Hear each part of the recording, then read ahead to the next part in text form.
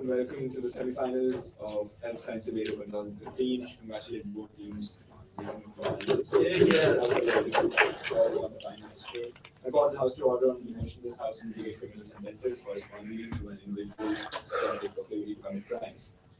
I call on the Prime Minister to open the case for signing.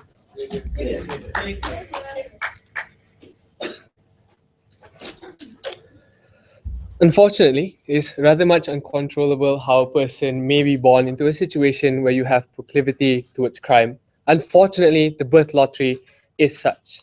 That is why the government stands in front of here to tell you why we would then defend this kind of people that we unfortunately see have something born within their lives in the first place. What is the burden comes from the side of government? We want to show you that if a person were to be born in a situation where you're most likely going to commit crime or have a proclivity towards it, then the punishment should be corresponding to that element in itself. Therefore, we think the sentence should then be reduced. This debate has to already assume that the tendencies of a person to commit crime or to break the law or to even rebel is dependent on your genetics in itself. That means that somehow science has probably already found a way to figure out that a certain gene would then make you more inclined or more pursuable towards pursuing that crime in the first place. What is the stance from the side of government? We want to show you that if a person were to be found to be genetically predisposed to criminal tendencies in itself, that we will factor to the length of his sentence, and if we can, we will then reduce that sentence. Just to clarify,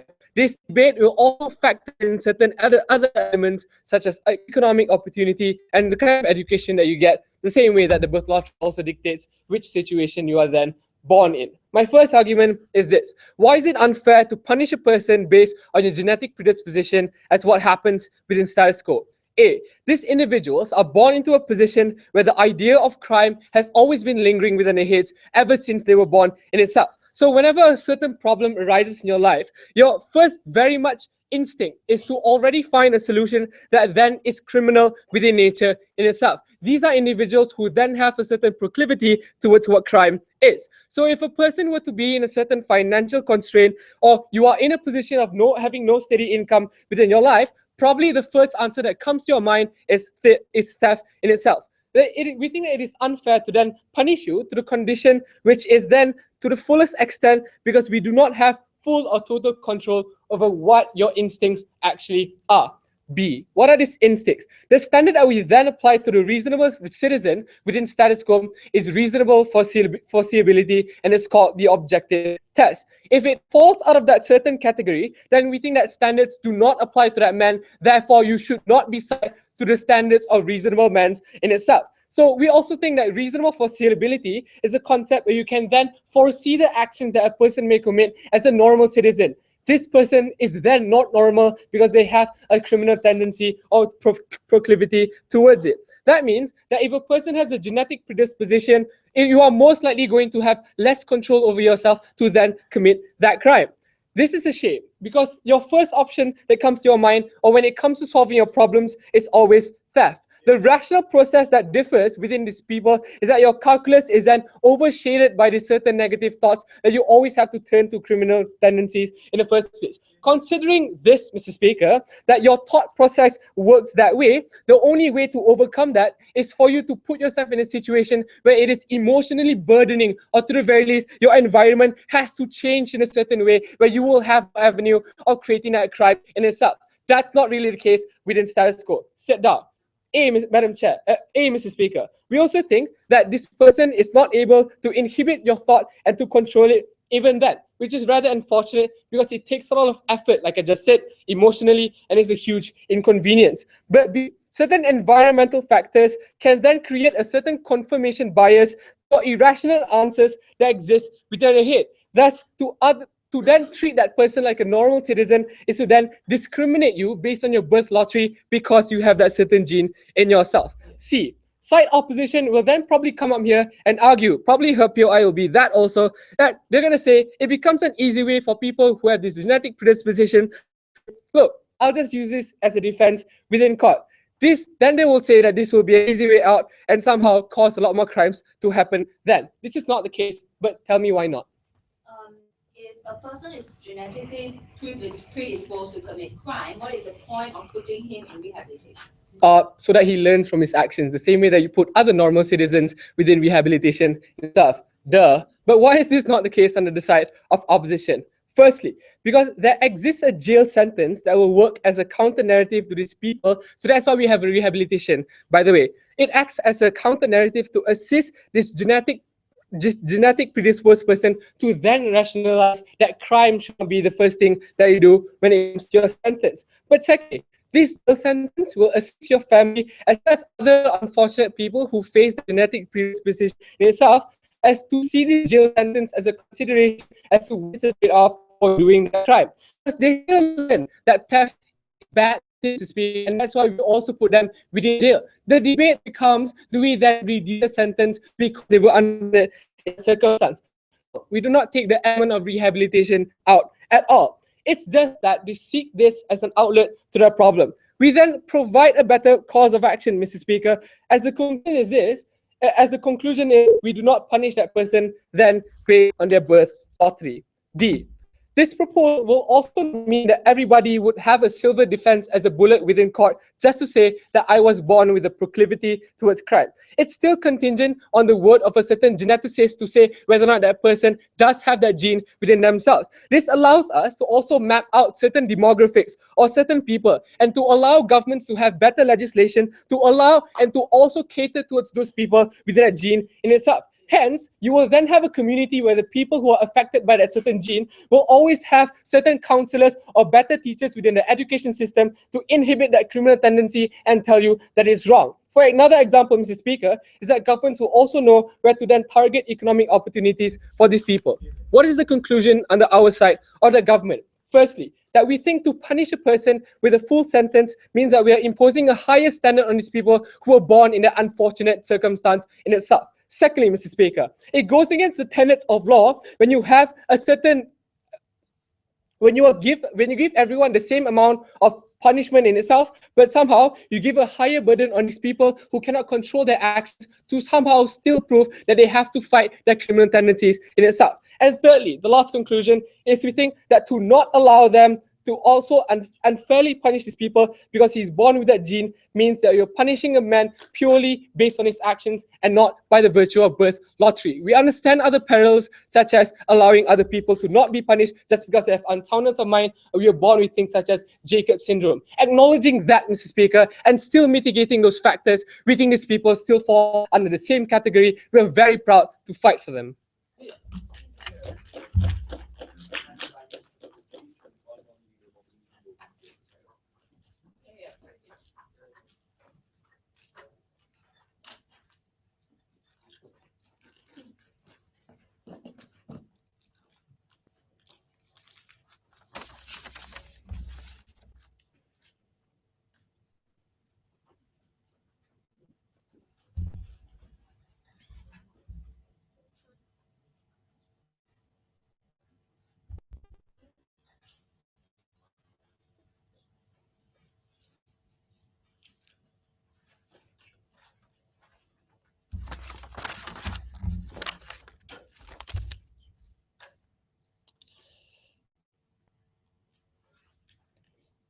This debate is not just about laws like government, it is also about science. And we don't believe you can tell us that we can have to assume, and this debate doesn't have to assume because there is already a way on how they map genetic proclivity to whether or not you're more likely to conduct a crime.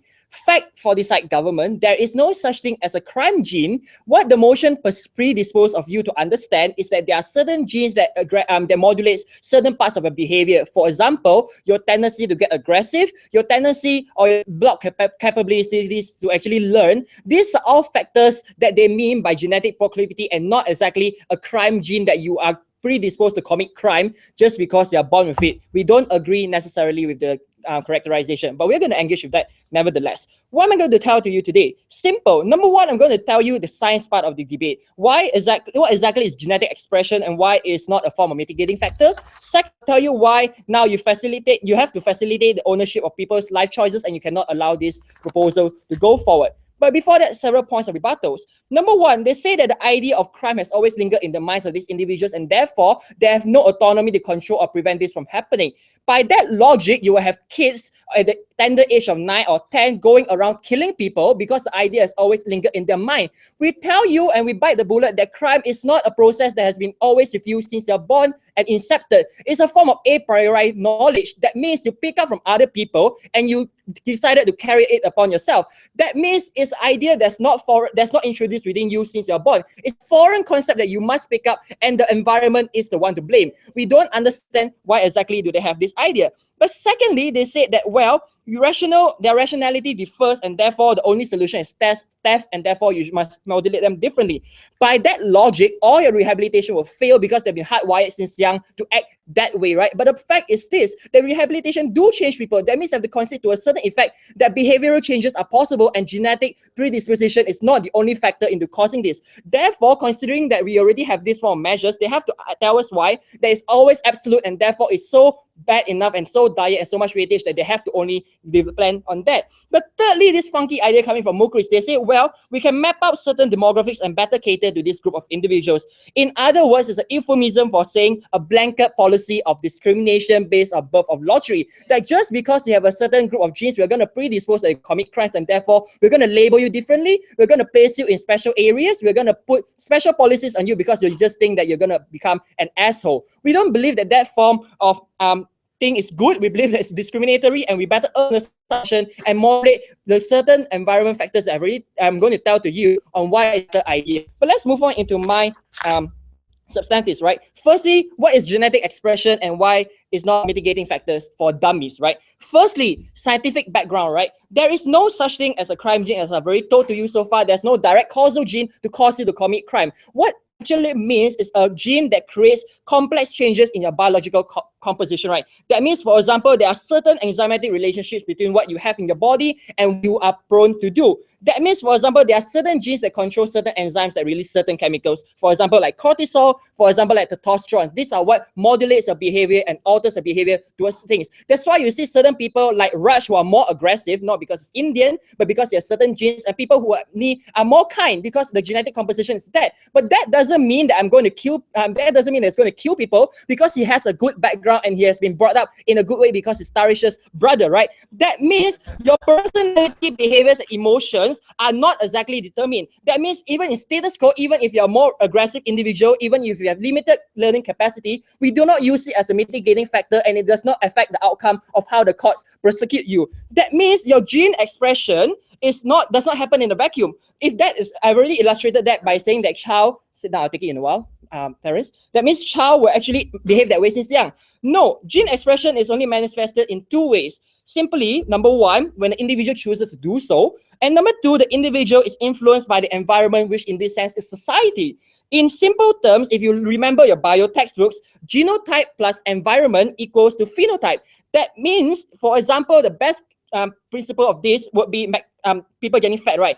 Let's say I am genetically predisposed to have low metabolism, but then I can only get fat if, number one, I'm surrounded by a huge amount of McDonald's, and number two, I choose to eat those burgers, right? That means what this means is that, and your environmental factors play into a big role on how these genes are expressed, and therefore, if you put them away from these things, there's no way these genes can be expressed in the first place. Therefore, you already recognize that we already got those two covered, right? Your environmental factor, basically your society, on whether or not you come from a ghetto, whether or not you are brought up that way by a bad parent, is already considered a mitigating factor in status quo. That means we already recognize the society, the background that you're in, and we already allow you to be mitigated based on those factors. You have to prove to us why there should be a double mitigating factor, and why those environments is not a true yardstick, and why you also need to bring genetic, when we already tell you that genetic expression is solely exclusive to environment, and therefore without environment you cannot got that. But right, you now have to understand that emotions and personality are never recognized as mitigating factors because those do not override your autonomy. That means it's not safe if you have this gene, you are prone to act that way. If that's the case, I will always whack people up.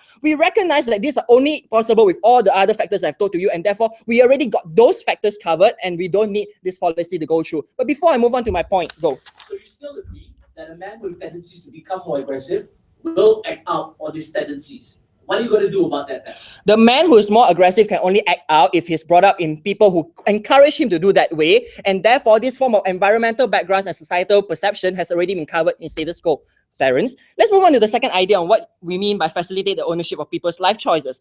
What is the motivator for people to change? This clashes directly with what they want to tell you. Rehabilitation process, right? It can only happen when these individuals accept and recognize that they have autonomy to decide and dictate their own actions. This is a form of empowerment because you allow them to do something to change their path. You allow them to put in more effort to actually do something and not end up in jail again. Because when you are in jail, you are taken out of this repressive environment that indoctrinates you to do a certain way. That means right now you can decide on what you want to do, and it's not a factor that's influenced by your genes. The conclusion is this is simple, right? The state shouldn't send out a message that you're a hope lost, and that you should always tell people that they can always put in hope and change their own destiny. What do you have with the lag and with the conductor of that proposal? You send a sense of guilt. You tell people that they are hopeless to actually change anything, right? That the idea of behavioral change is gone and it's something that they cannot mitigate. That means the clincher is, even if you decide to move out of your ghetto and even if you decide to change your environment, you cannot change the outcome that you are going to commit a crime because your genes tell you that you're supposed to act this way. This is not a message of despair that we try to send out. We already err the side of caution and use pre-existing ideas on how we actually use mitigating factors, but very proud to oppose.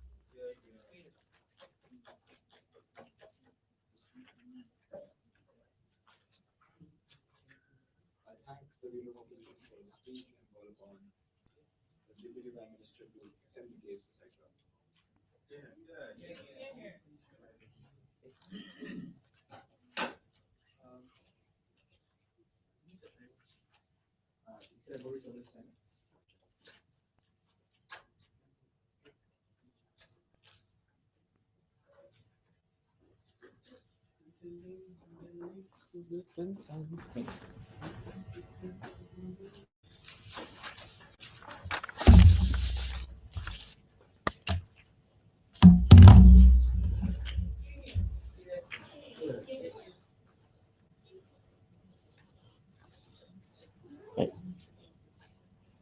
Mr. Chair, just to be clear, I'm not one of those kind of guys that blame on my genes for being fat. I take full responsibility for my own size. Let's look at the rebuttal we have to go through before I enter my arguments. Firstly, he says that this becomes a silver bullet for people to say that they are hopeless and hence they should actually go and commit crime. This is not a silver bullet. If you listen properly to Booker's speech, he explained that we still allow them to, still let them go to jail because we are punishing for not being able to inhibit all these tendencies. But unfortunately, he even considered the POI that a man is more likely to be into that state of mind. And if a person does not actually holds up to the standard that other people have, where you are more likely to slip into a certain situation, thus in court, he must be treated differently from other people. That's also the reason why a person who is considered mentally unsound faces a different form of standards or different form of guidelines because his ideas step into that position even quicker than the average man. So if a man were to have aggressive tendencies, that means he is more likely to actually commit aggravated assault in the process. So you must actually agree to the extent that it does affect your criminal actions, and it is translatable into a criminal gene at the end of the day. Second of all, autonomy over your rational process. How it takes away your autonomy, according to him, is that your environment affects you and it changes your mind. Let's be logical here. Like, I listen to Black Sabbath and some of the lyrics are probably a bit more violent than the average band. But does it mean that I would act as violent as a person who has violent tendencies? It's no, because it shows that even though we both of us look at the same media, look at the same form of entertainment, but another person who is probably not me may act upon those lyrics and see that as an environment, and he is more likely to be criminally violent instead. It's because of his criminal actions. So despite all of us having backgrounds that are different, and some of us backgrounds are the same, but these two people still have different type of how they enter into that state of criminal tendencies or the intention to do so. That means you also have a differentiation on exactly why this person is so easy to actually enter that phase instead. Considering that environment may play a role, but if two people were to be in the same environment and still get two different results, that means you cannot put them under the same pedestal and should always be different. The third offensive part is said that now, when you map out demographics, it becomes something where we discredit people based on their genetics. That is wrong, because by that logic, anger management therapy is considered discrimination. The ability for you to control whatever, whatever form of anxiety, that becomes a form of discrimination because you have to go to counseling. If you listen properly to Mukriz's proposal earlier on, it means that we are able to map out certain families who probably have more aggressive tendencies, so that when they go to schools, we have counselors who can teach them how to inhibit these behaviors. That means the education system is geared in a way where if I were to meet a kid who is more likely to ADHD or become much more aggressive, that means I am taught and equipped, because it becomes part of pop culture, on how to handle this kid in the future. So that when he goes out, that means out there, that means he already learns on how to go to actually control his anger management, and he controls his anxiety or controls his criminal proclivity. And that work of the geneticist can be extrapolated to any other form of legislation or policies that government has. And that is how to control this government while they ignore the problem. But before I go ahead. Hereditary genetics translates through generations. Does that mean that now, under court of law, you give undue privilege to entire demographics who warrant this genetic disposition? It's not undue privilege, because it's a disadvantage for you to integrate within communities. It's a disadvantage to the extent for you to act out as another person. It's unfortunate that your family then somehow becomes easier to do so, because you put easier to enter that state of mind, because you put an unreasonable standard so that that person needs to be a superhuman in order for him to control his anger. And yeah, these people might be the Hulk and they're superheroes. But yeah, here's my argument. How this allows prisons to cater specific rehabilitation process and directly engaging to his idea of behavioral change. Now, what does rehab does to you? Rehab teaches you the rules of life again. It teaches you how to actually react outside there, how you to get a job, etc. Now, when it comes to a person who have aggressive tendencies and has a possibility to go a crime, the way that he things we consider that might be different when it comes to the syllabus or how he learns certain things. Then we also agree at the same time that he may not correspond to the same form of behaviors that an instructor may actually teach him on the ground. So what happens here is that when we allow things to be taken into account into court, it not only allows us to actually reduce the sentence according to what is for him, but we also allow a certain process where we can actually map out the syllabus for this person instead. That means we can integrate ways on how to actually control the anger and how do you control that process within it. So in that system is transformed into a system where you change that person's behavior according on how he learns how to inhibit it. Even though he may have the tendency to slip into that, but you are teaching him a process how to actually control within his behaviors, and he can replicate it within the prison system process itself. So when that is taken into account, we are not able to change his total behavior, but we can change his threshold on how to learn how to lengthen the process between him being a person who is not aggressive and suddenly jump into that position instead. So the conclusion here is that it's simple: is that when you are allowed to actually reduce the sentences, then they wouldn't have this form of hope, the concept that I'm not able to actually integrate within the community. Because when you remove the idea that genes is not affecting you, it puts an unfair advantage, hence you are less likely to follow the rehab system. That means you are the ones that fall out of the cracks. You are the ones who actually don't actually be part of the system itself and decides to act out more aggressive tendencies. You automatically do so, and it becomes more frequent instead. But if you acknowledge his position early on, that means he is more likely to learn how exactly am I supposed to inhibit this behavior.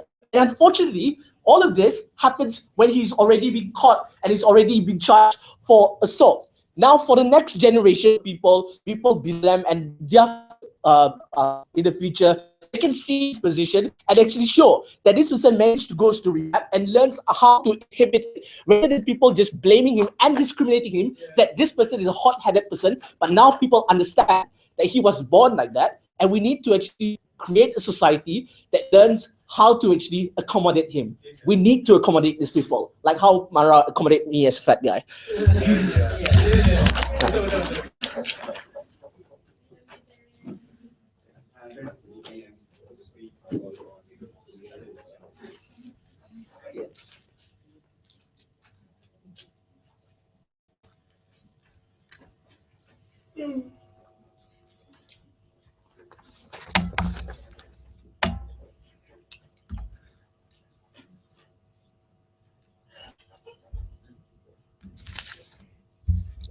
I will be talking about law, even though it's a science, it's a science and law debate, like how it's environment and your genes that determine your outcomes. My argument will be how there are forms of policy, in fact, it was conceded right from the Prime Minister's speech, prematurely labels individuals and criminals, and I will tell you why that's bad if it's not very intuitive. But before that, rebuttals. Firstly, the bulk of Terence's rebuttals arguing that maybe both people can listen to Black Sabbath, but only one commits crime because of a genetic disposition, only goes to concede the entirety of Patrick's argument that you need both factors to function, and one cannot exist without the other. And we agree, yes, genetic predisposition on itself doesn't determine your outcome, neither does environment by itself. So we do agree that your genes does play a part. But the part on itself doesn't exist, and therefore, since you need both factors, and in status quo, we already recognize, we already have your environment, your poverty, your provocation, drunkenness, and everything like that as mitigating factors, there's no point introducing genes on itself as a factor. But even if, let's argue that the genes in of itself has a factor, they have to characterize and be clear how far is the extent of the influence of the gene. Is it so little? If it's very, very little, and then there's no point in considering it as a mitigating factor. If it's a lot, to the extent, in Terence's word, that you have to be superhuman in order for you to control your genetic predisposition and not be a criminal, then you probably should acquit, give complete acquittal to the person, because you have absolutely no power in determining the outcomes of your action. So they have to pick a side. How far does the extent of the genes go? No, thank you. Secondly, the rebuttal. We need to have syllabus that caters to individual needs, which is why, firstly, we need to recognize that genes play a part.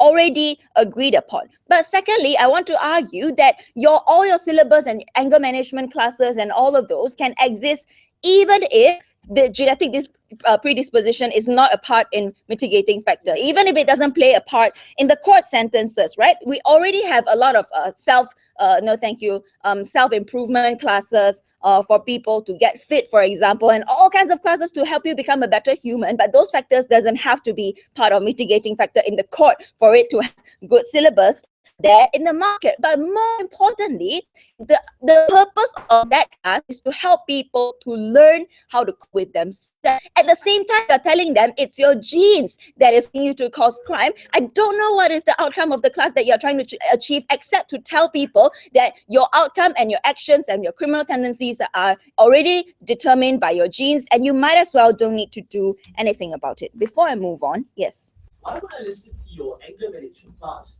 when the state does not acknowledge that I have aggressive tendencies? You see, you won't know. Firstly, you probably won't know that you have a genetic predisposition of being angry if the state doesn't conduct that test onto you when you go to court. So you won't know. But more importantly, it's important for people to recognize, and even if people know that they have that predisposition, it's important for the state to then come in and intervene and tell the person that gene might have affected you to some extent, but the autonomy in the end is still ultimately in your hands, and you still make decisions by yourself. Which brings me to my argument. The premature labeling of individuals as criminals. In fact, it was in Prime Minister's speech that they explicitly argued that they want to label people, that they want to conglomerate and to homogenize people into groups so that we can have better policies to cater to specific groups. And an explicit argument or explicit argument in support of blanket prejudice. It's explicitly against the principle of innocent until proven guilty, which means you're assuming that a large group of people, even when they haven't done anything, you genetic test on them and you tell people these groups of people have a high chance of becoming a criminal. Why is that a bad thing? Especially compounded with the fact that the proliferation of genetic testing is so rampant these days that even insurance companies want to do them. We talk about stigmatization of large groups of people. It is the same theory and philosophy of genetic determinism that people recognize and people buy into that rhetoric that your genes determine your outcome, that feels rhetorics of racism, that feels rhetorics of saying such as Chinese people are stingy, or Indians are violent, or like Malays are stupid. It's the same kinds of rhetoric that fueled the Nazi Germany time, and when the Germans and Hitler is able to tell people that the Jews are not human or they're less than human. All this ultimately goes to when a society chooses to believe that genes determine who you are. So even if actually before 6. So are you saying that we are discriminating people with ADHD because we are able to label them rather than people who don't have focus, but something scientific instead? But when you say people with ADHD need different forms of education, you're not condemning them to something that is objectively bad. You're not saying that these people will one day actively do things that harm other people. So it's a different characterization, which means when we talk about, back to my argument on genetic determinism, which means the outcome of policy is important. Even if you neglect all the previous parts of principally or scientifically whether genes actually play a part, even if your genes does play a part, the government cannot condone that message. You have to stand in opposition, and you have to argue and look at the outcome of the message that this policy sends. When your law creates and cultures the norm in your society, and you allow people to think that it's more okay for this group of people to commit crime than the other group because they are predisposed to that, or people to say it's more okay for me to discriminate this group of people because in their genes it's written that they are criminals, that is the kind of psyche that you inculcate in your society. Why are we okay with environment being a mitigating factor? Because ultimately, you can walk out of poverty. You can move out of the Harlems. You can walk away from an abusive family. But your genes that are in every single part of you that lives and breathes and sleeps and eats with you is something that you can never, ever change. And when you tell people the message is that your genes determine who you are, you trap people ultimately into a fate of criminalism, and you tell them they'll never be able to escape. That is bad. Very proud to oppose.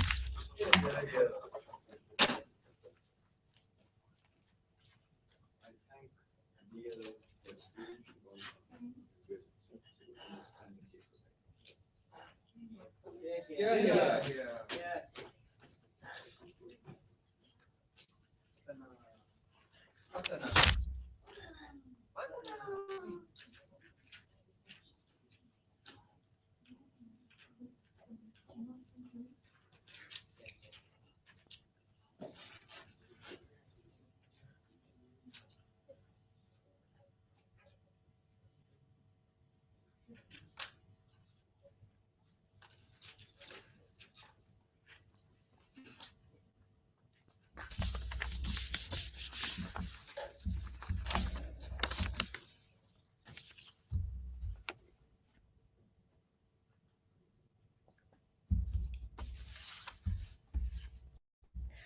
Mr. Speaker, it is totally justified for the state to take this kind of measure by mitigating the criminal sentences for this inclined people, because we believe that in order to protect the interests of everyone, this kind of measure is needed, right? So we want to recognize these people because we believe by recognizing them, at the very least, there will be a level of awareness that exists within the self of these people, can self-actualize or try to actively seek for treatment in order to curb whatever kind of distorted genes that they have. So at least we have a solution to the problem and try to encourage these people and not discriminate them because of their genes in the first place. So what side opposition is actually doing is that they are being dismissive towards the disadvantage that these individuals are facing, right? So we say that this is very unfair for these people, for you to impose such sentences when in fact these people actually don't have any upper hands in terms of how to deal with the problems they currently have, right? I will have two issues to talk to you about. Firstly, is this criminal tendency a choice or not? And secondly, who better provides avenue for these unfortunate people in the first place? First thing first, the burden that comes from side government is that we have to prove that when the person is born and is more likely to commit a crime, the punishment should correspond to its background, thus the sentence should be reduced. That's why I believe that it's not just that we think that just because you have this genetic proclivity to commit crimes doesn't mean that you can immediately commit crime, but it can also be added with other factors as well that may aid you in terms of how you try to face the challenges that you have. But first thing first, let's move on to my first issue, right? Is this criminal tendency a choice or not, right? Firstly, let's understand the nature of these people, right? These people don't ask for it. It's like birth lottery, that it's very unfortunate for these people to born with such distorted genes. So when they have these distorted genes, what happens towards them is that they have already like this predisposed mindset about what's gonna happen, about what kind of thing they are inclined to do, rather than them maybe be able to actually suppress the kind of emotions that they have within themselves. So it makes things harder for these people to try to analyze or to try to really understand what's happening within their mind, because no matter what happens, right? Because it's very hard for these people to try from the kind of thinking that their mindset inclined to do, because some people might love things that are like very soft, some people might love violent things, but this kind of feelings are much aggravated for these individuals in the first place, right? So secondly, because of it not being a choice, sometimes when it's unfortunate for them, when you put two persons in the same situation, going through the same environment, the same kind of social upbringing, so when you have these two people, the same two individuals going through the same thing, but when they're like A and this B actually have the individual's genetic proclivity to commit crime, it is understandable why they can actually resort to the kind of unhealthy activities that they committed, like for example maybe theft, right? So it's totally understandable, because like have that it's hard for them to suppress the feeling or trying to better rationalize the kind of decision that they make, because the feelings are simply too overwhelming for them, right? So that's why we say it's important for us to be able to actually mitigate these sentences, so that an awareness can be created via this kind of measure. But before I move on, yes sir. Ma'am, your entire science problem is with recognition and awareness of genetic proclivity. We got that covered already. Tell me why should it be a mitigating factor when it's partner in crime? The environmental factors are already taken into account. Okay, the thing is, like if it's taken into account, then your partner who doesn't have this criminal proclivity would actually would actually serve a longer sentence. That it means that it has been identified that you actually have this proclivity, so you actually you involved in the crime. Then it means that the crime the criminal sentence for your part should be mitigated, because now the court is trying to be understanding towards the plight of yourself, right?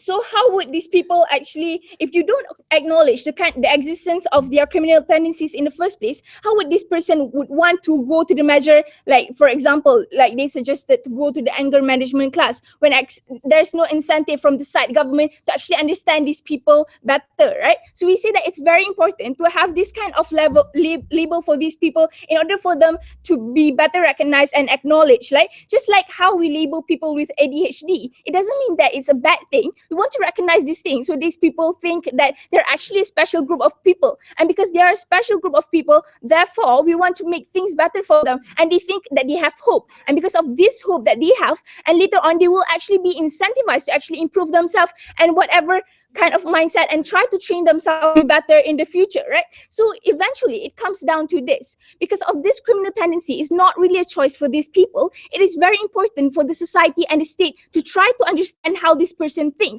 and how to make sure that these people can deviate from the kind of because of the gene distortion that they're actually currently experiencing, right? So now let's move on to the second issue on who better provides avenue for these unfortunate people, right? Because from this side opposition, they did not really provide us any kind of solution on what do you do to these kind of people. They say that they would just stick to the status quo by actually just stick to the kind of criminal sentence that will be imposed on these people. But what do you do in order to overcome these people? Because they're special group of people with different needs, with different unique needs that you actually need to have like scientists to or geneticists to actually do a proper research. It's already 6 minutes, sir.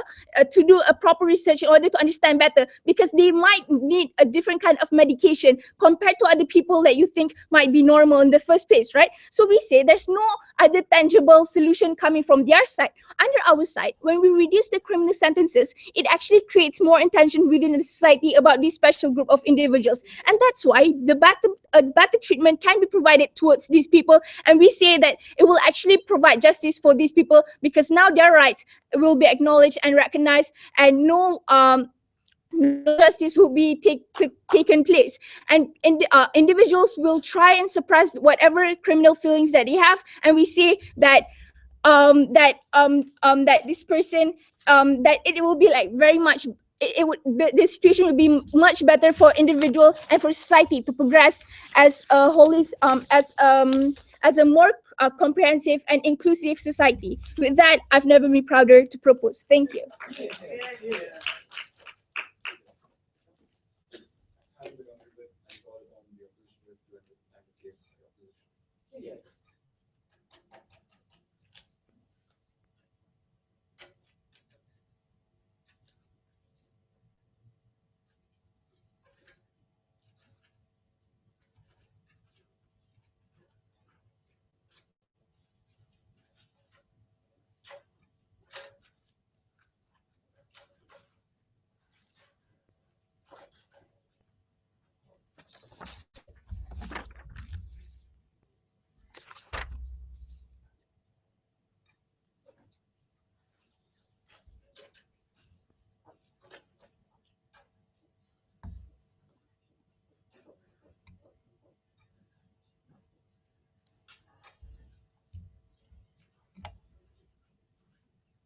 Mr. Speaker, three main issues in today's debate. Firstly, how do we create a more moral society? Secondly, on which side of the bench creates positive behavioral change? And last but not least, whether genetic disposition should be a defense in court. Let's look at the first one and engage whip, right? How do we create then a moral society? She told us that under their side, well, look, at least people will now have the hope and the incentive to still change. But I don't know what kind of incentive that is when society is telling you that you use this as a defense, when society tells you that there is no need for you to correct your ways, saying that it can always be excused under your side. With us is the regressive run, right? Because when the minute that the state decides to enact legislation to protect, we think firstly that this is not a right, nor is it a privilege. It should never be an excuse. But secondly, we think it's a concession. The minute that you allow for this form of affirmative action to take place, saying that these individuals have absolutely no chance to change. We think it's extremely regressive, and even on their best case scenario,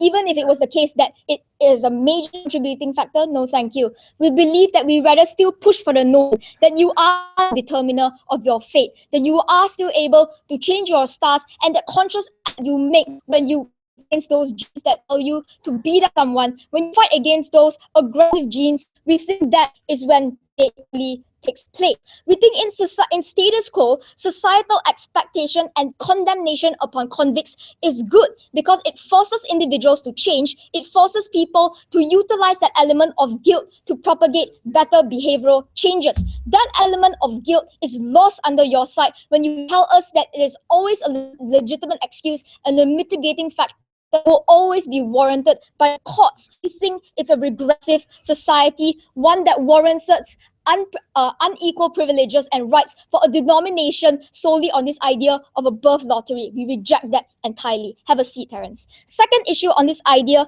of positive behavioral change. The government told us that, look, it is better, right? We can better cater and facilitate these people through legislature and better education. But we already told you that education and counseling can happen without reducing criminal sentences. We don't think that is something that should be warranted. We think rather your education is redundant. Why? Because using the exact government characterization, genetic disposition would still overrule whatever education or counseling you would have. Because individuals are hardwired to believe that they commit crimes solely because of a genetic disposition, that they are hardwired and that there's nothing that they can do to change their ways. Therefore, whatever counseling sessions that you have goes down the drain, because ultimately they will still walk away as criminals even before they committed any crimes. No, thank you. You destroy the implementation of rehabilitation that runs on the precedence that you don't have to be a drug addict, that you can break this bad habit even if there is a strong tendency.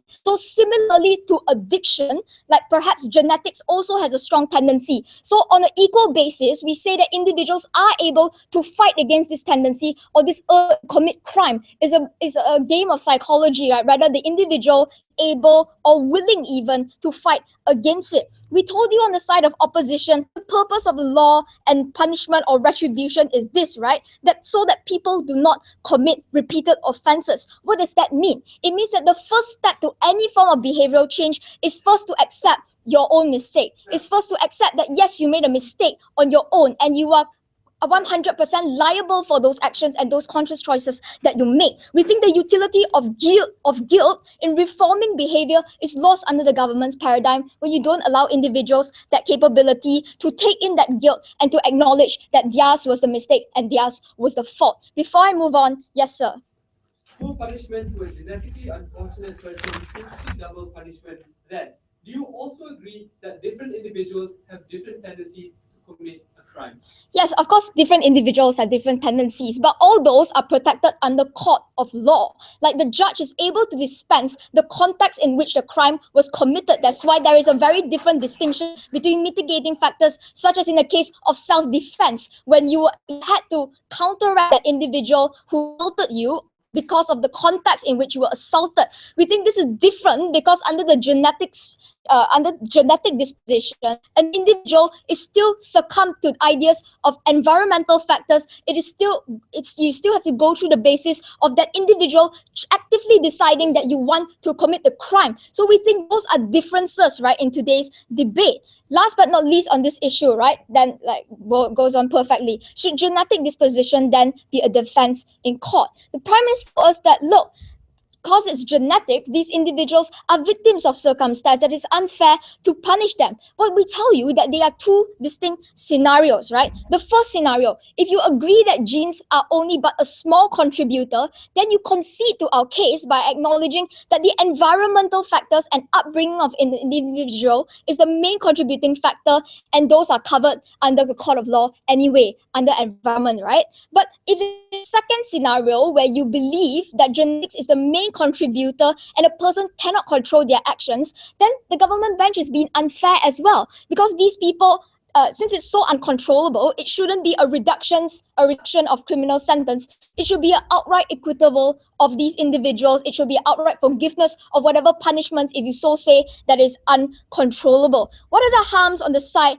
of government? Firstly, you prove that Lady Justice is biased towards a certain demographic or a certain set of genetic compositions. We think this is an undue privilege, and you're giving even immunity to a certain set of individuals simply on the basis of birth lottery, and we think under any eye of court that it is unfair. Secondly, you create a culture of complacency, as we told you in Deborah's speech, that now individuals can always rely on the defense that their genetics made them to be like that there is no need to own up for your actions, or this culture of responsibility is entirely lost. Last but not least, we also tell you that even under the government's case, where genes directly contribute or are the biggest deciding factor, as the state, we would actively choose to reject this notion, because we want people to believe that they are still the conscious deciders of their actions, that you are still the determiner of your destiny, that at the end of this debate, even if we take them at their best case scenario, we think you create a disproportional world where people are given undue immunity. You create a world in which people have no incentive to have behavioral correction, because they can always say that, look, the element of guilt does not apply to me because I was born this way and I cannot change my stars. Very proud to oppose.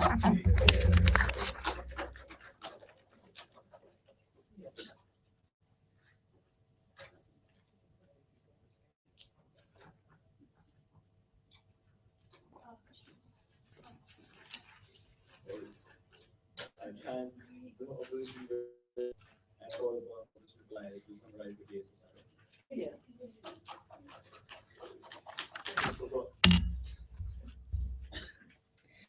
Both sides agree genetic makeup do influence who you are to a certain extent.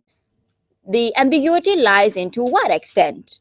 Is it so little that it's insignificant and negligible, or is it so much that it consumes your being, that you can't help yourself but commit crime?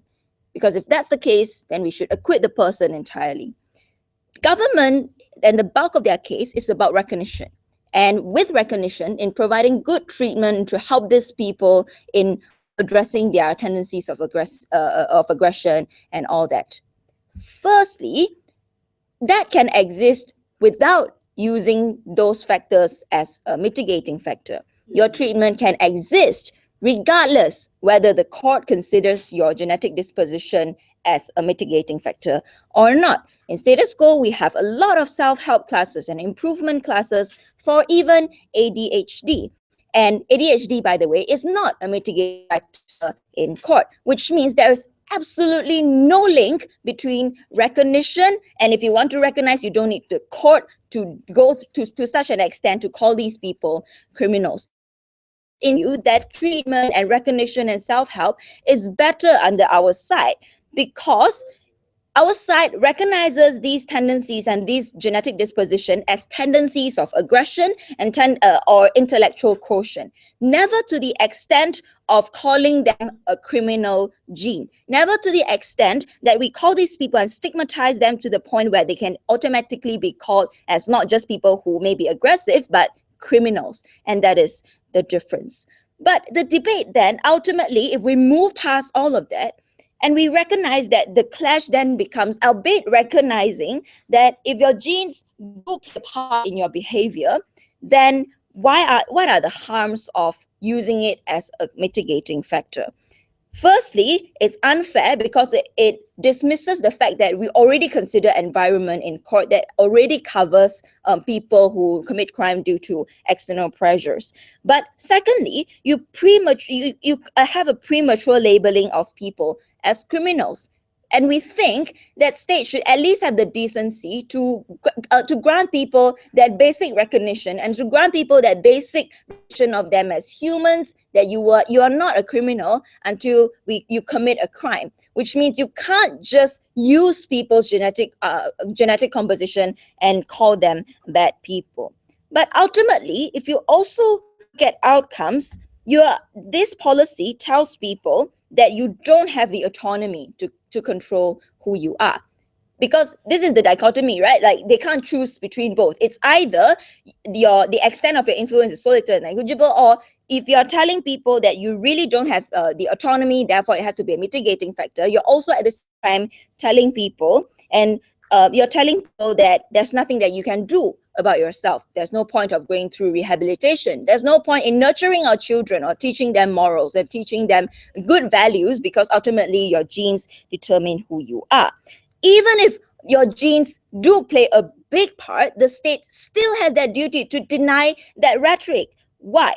Because you have to stand in opposition to the theory and to the principles of genetic determinism, to stand against possibilities of racism, to stand against possibilities of blanket discrimination against large groups of people. What really motivates people to change, and right from Patrick's speech, we brought that to you. What really motivates people to change is that sense of autonomy. When people feel that they are in control, that's when they start to put in effort, which is why it's okay to tell people your environment affect you, because you can change it. But genes, no.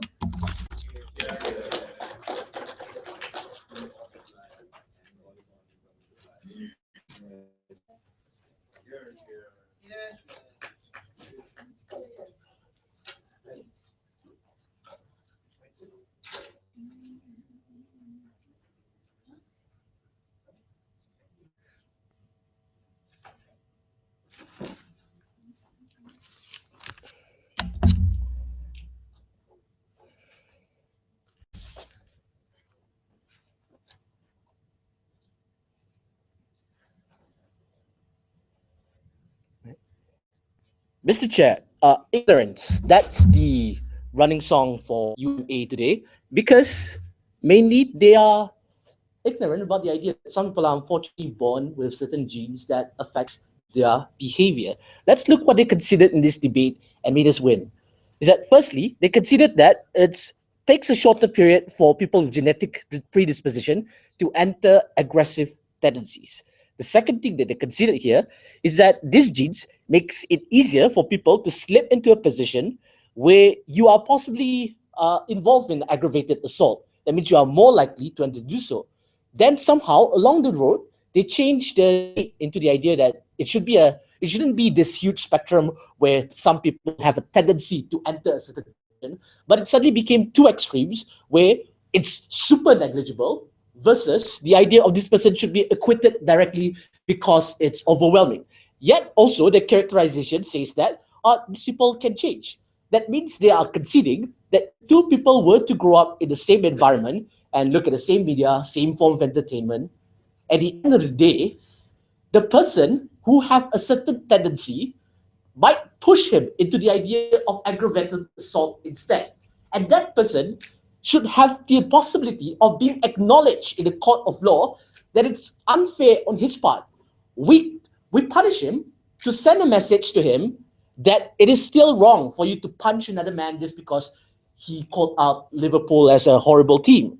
But we also, at the same time, acknowledge that it's hard for you to actually rearrange your life, and at the same time, it imposes a certain form of guilt, which they ignored. Just because it may not be the main contributing factor of your situation, but it still is a contributing factor. Why do you act so? A person's economic condition may not be the main economic contributing factor in the court process, but it also because he was pushed into that position. But still, the courts considered that situation, which was already described by Bukris in the second minute of his speech. They should have listened to that. There were two questions in this debate. Firstly, which side actually assists the genetic predisposed? And second of all, since discrimination is a buzzword to win debates, then are we actually discriminating people? First one, which side assists the genetic predisposed? They said that you remove the sense of guilt because you have no sense of autonomy. But for you to be part of a rehab system, which was my argument, which they conveniently ignored, is that you need to acknowledge that their sentence should be reduced so that the state also understands the process for you to go to the rehab system is harder than other people. But that jail sentence already imposes a sense of guilt onto you, so you would actually listen to the counselor that was talking to you in the first place. The result being so is that you learn how to actually control your inhibition, your tendencies. It does not mean you automatically become the Hulk and unable to control your situation, but we are teaching you, like how Bruce Banner sort of did, that he can control his anger towards the end, and that guilt assists him in the process itself. They somehow then went on and whined about the idea that now there's no need for us to teach morals, etc.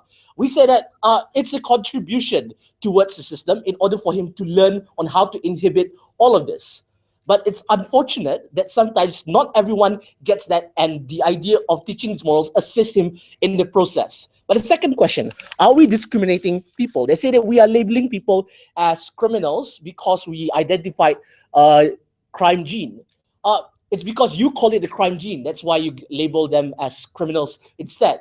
But if we are allowed to allow geneticists, like what Mukri said in his first speech, to map out these demographics and go to the schools, it's not like we are targeting a certain race, but we are targeting a certain group of people, like how ADHD may not affect a certain group of race or ethnicity, but it may affect 1 out of 10 of us. It's not like we're saying people who are ADHD are people who are in proclivity to crime and it's a mitigation in court. We're just saying that sometimes they need this form of medication. So at the end of the day, we are not discriminating them, but we are acknowledging their situation, and they're merely just ignoring and hope that these people would rot in jail in the same prison sentence as a man who does not have genetic predisposition.